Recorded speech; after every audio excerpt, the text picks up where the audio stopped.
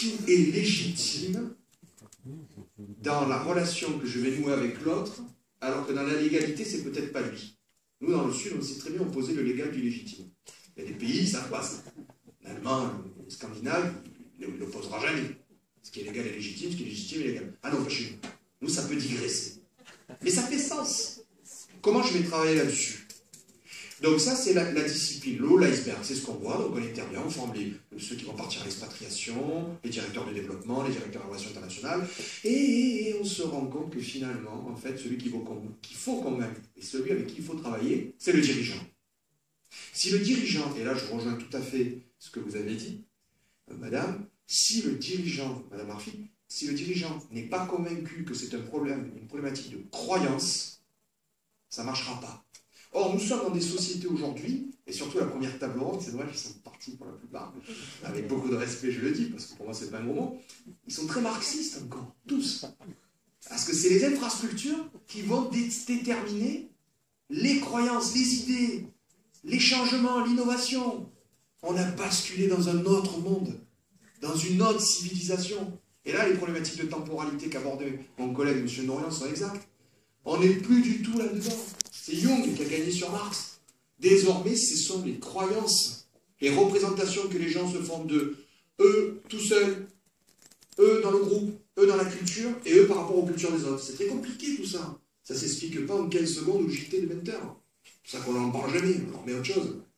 Mais c'est là le changement de civilisation aujourd'hui. Et quand vous arrivez dans des entreprises, des ONG ou des services publics, et que vous commencez à leur expliquer, on a un changement de civilisation, c'est pas grave, ça arrive. Il y en a un tous les 7 siècles, ça arrive. Au Moyen-Âge, ils l'ont vécu, les mecs s'en sont sortis, ils ont fait du négoce comme jamais, ils ont même inventé une langue commune en Méditerranée, la lingua franca, c'était magnifique, ça a marché. On en est là. Grand basculement. Il y a des gens qui appellent ça la postmodernité. Le monde de l'entreprise est aujourd'hui le creuset du changement de civilisation. Alors quand je dis ça, ça vous fait une belle jambe, vous me dites, moi mes problèmes c'est tout de suite. 2, on va être donc obligé de poser la question qui, là encore, on est dans un pays compliqué, même s'il est merveilleux, c'est celui de l'identité, on va dire des gros mots. C'est quoi une identité? Quand un groupe vient et vous dit, voilà, moi j'ai un problème dans ma structure, ils sont tous contents, j'ai pas une revendication salariale ou très peu. Par contre, alors qu'est-ce qu'ils viennent tous m'emmerder avec leur besoin de reconnaissance?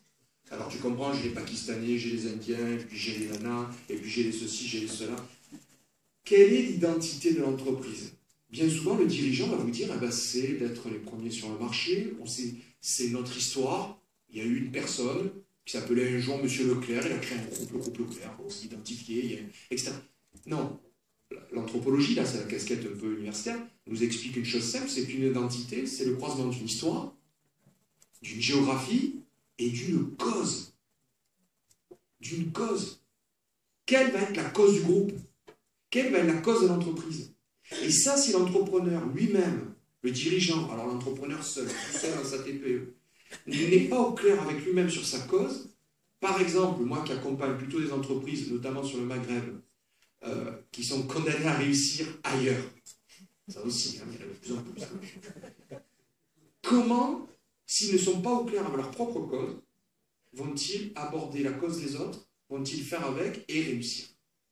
Je vous assure que c'est des vrais problèmes. C'est des vraies dynamiques qui se brisent et qui brisent des psychologies. Troisième point, Troisième point, c'est qu'une fois qu'on a abordé ces sujets-là, il faut qu'on travaille sur quelque chose. Donc moi, je ne vous parle pas argent, finance, tout ça, je suis incompétent, incapable là-dessus. Par contre, dans le XXIe siècle, et surtout depuis quelques décennies, dans le grand management international anglo-saxon, américain, qui nous expliquait qu'une équipe soit noire, jaune, verte, il faut qu'elle ait les mêmes objectifs, donc les mêmes façons d'être menée, on se rend compte qu'il rentre des éléments culturels qui, eux, changent la donne. Qu'on le veuille pas, que ça nous plaise, que ça ne nous plaise pas, que ce soit bien, que ce soit mal. Et cet élément-là, il nous oblige à travailler sur nos valeurs. Alors le mot valeur, il est galvaudé. Tout le monde dit, moi j'ai des valeurs, mais Adolf Hitler avait des valeurs, Gengis Khan avait des valeurs. C'est pas les nôtres, mais c'est des valeurs. Non, ce qu'il faut avoir, c'est des valeurs centrales de cohésion. Or, quand vous êtes dans des sociétés qui ont des valeurs centrales de dispersion, de division, c'est difficile de faire de l'humain réussi. C'est difficile de faire du salarié heureux. C'est difficile de faire un dirigeant cohérent. Donc comment je valorise les valeurs centrales de cohésion dans mon groupe? Eh bien souvent c'est par des éléments de culture. C'est ma culture. En Provence ou en Corse, on te dit d'où tu viens. À qui tu es, toi? Quand les petits se perdent. À qui tu es? Donc finalement, on a une notion de réussite et d'échec qui passerait par un système de valeurs.